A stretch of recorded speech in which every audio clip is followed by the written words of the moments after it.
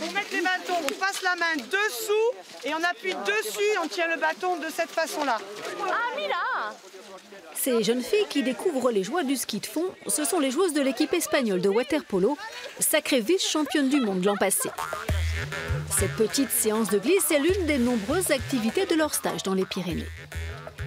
Un peu plus aguerri, ce groupe de nageurs espagnols emmené par Fred Vergnoux. L'entraîneur français est un habitué de Font-Romeu. Il a depuis longtemps intégré les bienfaits des séjours en altitude dans la préparation de ses sportifs. Je vais monter à 4003, là je vais monter à 3008, 4002, 4100. Pour répondre aux besoins de plus en plus pointus des équipes de haut niveau, le Centre national d'entraînement vient de s'équiper d'un tout nouvel outil, une salle en hypoxie. Une pièce étanche où la quantité d'oxygène est plus faible, comme à très haute altitude.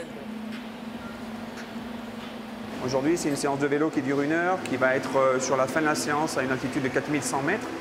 Et on se rend compte, grâce à ces séances, que finalement, ce travail de cardio extra nous permet d'améliorer la récupération.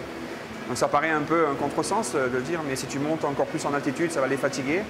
Et il semblerait que non. Encadrés par le préparateur sportif du centre, les séances suivent un protocole bien précis avec un suivi physiologique de chaque athlète. Il faut qu'on continue à avancer avec les connaissances de la science, faire le lien entre la science et la pratique. Donc c'est pour ça que le travail commun avec les entraîneurs et au quotidien il est important.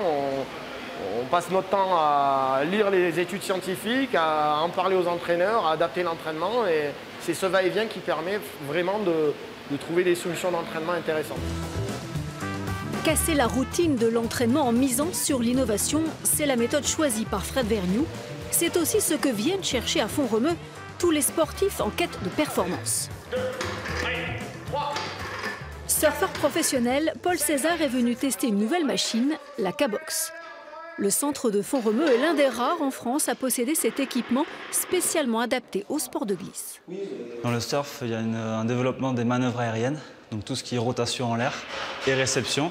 Et la K-Box est un outil parfait en fait, qui me permet de vraiment travailler sur la réception, donc le freinage, l'arrivée sur l'eau. Avec Paris 2024 en ligne de mire, la cité sportive poursuit sa rénovation. La région a investi plus de 16 millions d'euros dans des installations sportives et éducatives plus fonctionnelles et pour amener au plus haut ses futurs champions.